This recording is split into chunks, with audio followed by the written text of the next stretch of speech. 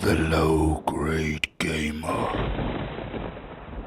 Hey guys, Low Grade Gamer here, and today we're going to be reviewing the Switch Trident Pro S2 controller. This is a wireless controller, it's got changeable D-pads, so let's get into it guys. So we're just going to start opening the box now.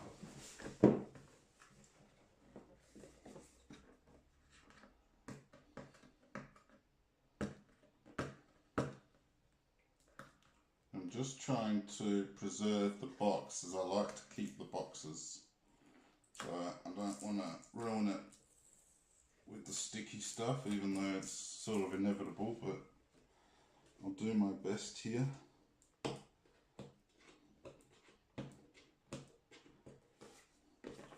So what drew me to this controller was pretty much the price first up. So $49 from Oz Game Shop. Now Oz Game Shop's a website I've used before for other games and bits and pieces.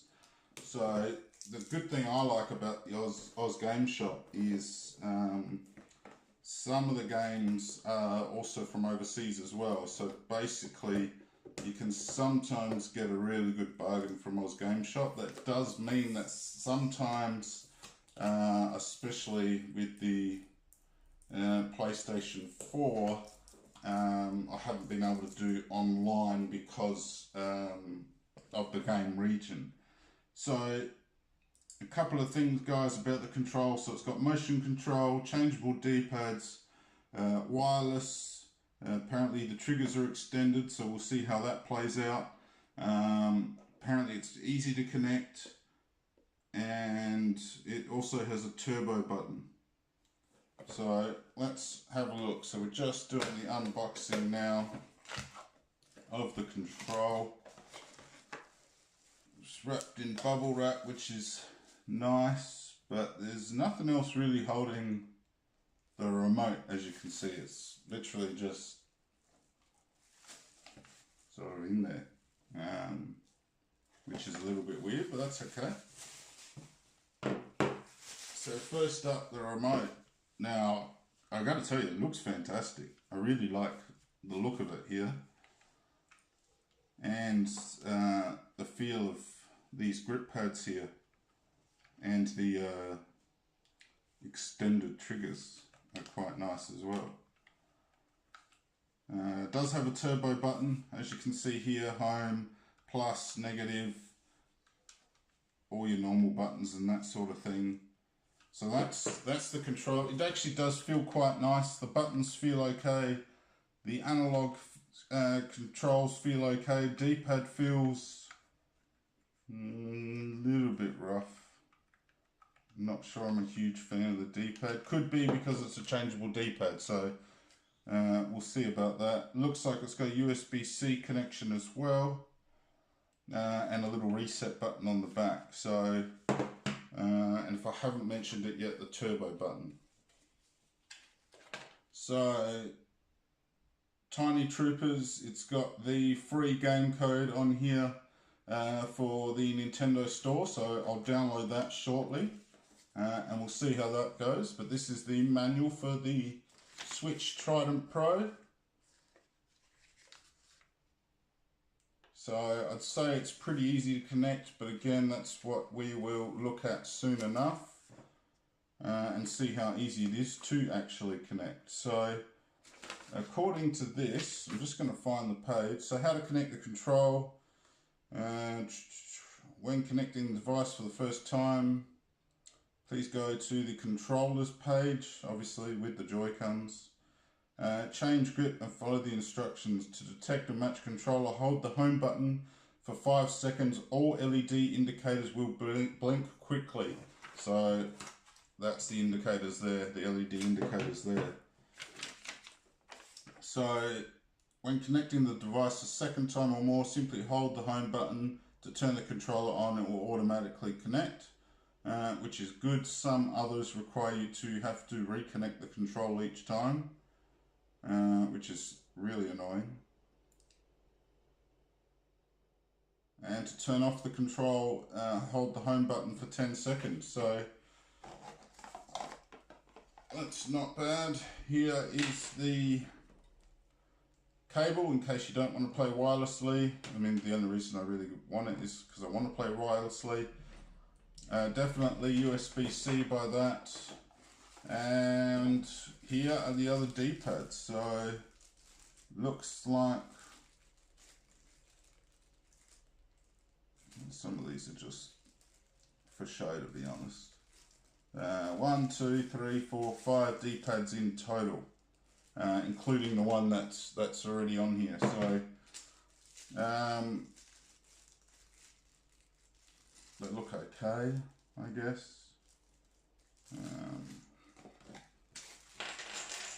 Let's have a look here. So that's one. I don't know how well you can see that in the camera there. Number 2, 3. Yep, the point of this one. I don't really like that one. That one looks exactly the same. And then another little D-pad which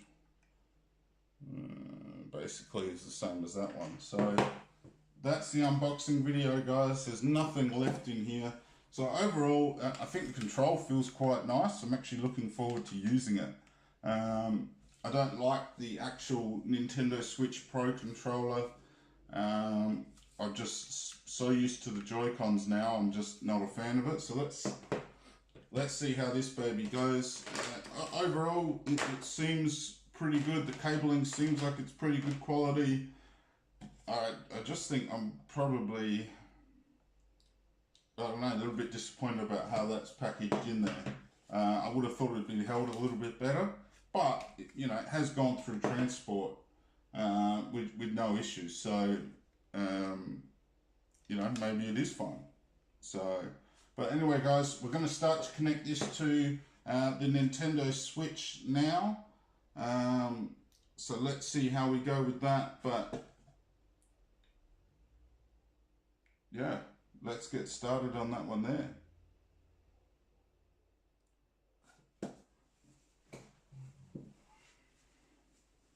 Alright guys, so the controls all connected. It was pretty easy, basically the same as connecting any other control.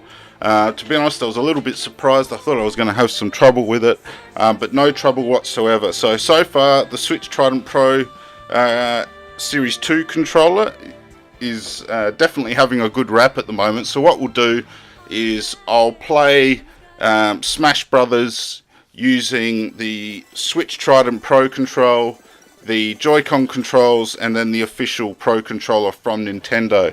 So this game that we're about to jump in with now is going to be with the Switch Trident control.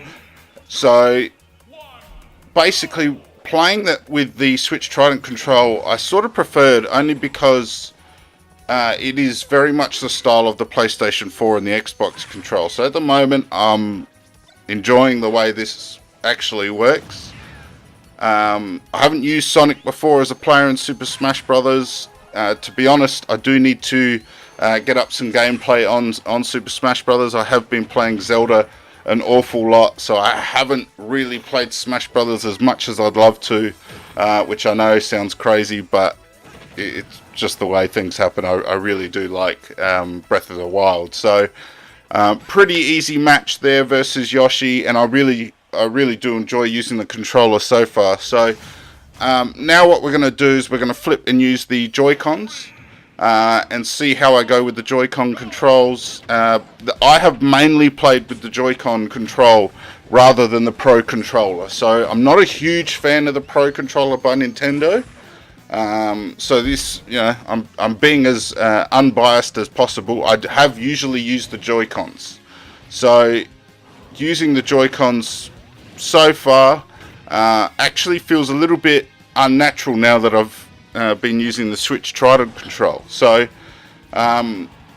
that's one good thing, I guess, about getting a new control and actually enjoying it from the get-go and making your old control feel a little bit unfamiliar. So what I also wanted to focus on this video is basically the reaction time of the buttons. So has the reaction time of the buttons changed? Has anything else changed? Anything like that. So to be honest, using this control here, I did find the Joy-Con controls, I did actually find it harder for some reason to play Super Smash Brothers. So to be honest, the Joy-Cons is all I've used in Zelda. So it's not like I'm unfamiliar with it.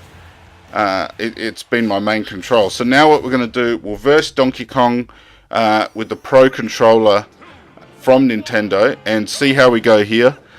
Basically playing it and using the analog stick in the top left. Again, it's not. I've been playing PlayStation pretty much my whole life. PlayStation 1 console was my first console, and I had the dual analogs from the get-go. I didn't actually start with the original PlayStation 1 controls. So using the Pro Control, not a huge fan of the directional pad either. So I do love the fact that the Switch Trident control does come with other options that you can actually use for it. So that's one awesome feature and something that I do enjoy. I am finding this match really hard with the Pro Control. When I say really hard, I mean compared to the other controllers. So that's just one thing to keep in mind. I'm going to say this again. I'm not paid by Game Devil, who actually designed the Switch Trident control. I'm not paid by Oz Game Shop, which is where we actually got the controller. So I did feel that it did take a little bit of time to come. So a little bit longer than I would have liked. So what I thought I'd do is flip back to Zelda, as it's been my main game.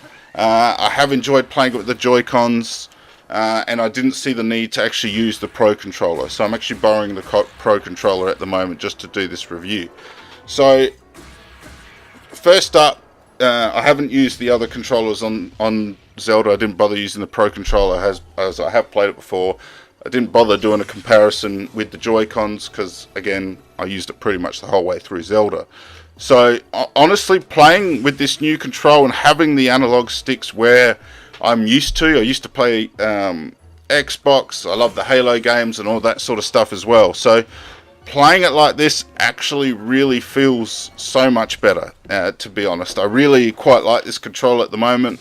I think for the money, it's definitely worth it. At this point here, I'm definitely on the side of the Switch Trident control. What I'm going to do is continue to use it with Zelda and Super Smash Brothers, and I'm going to come back and do another review. Something that you guys can have a look at and go, okay, now I've used it for 2 months, and these are my thoughts on the control.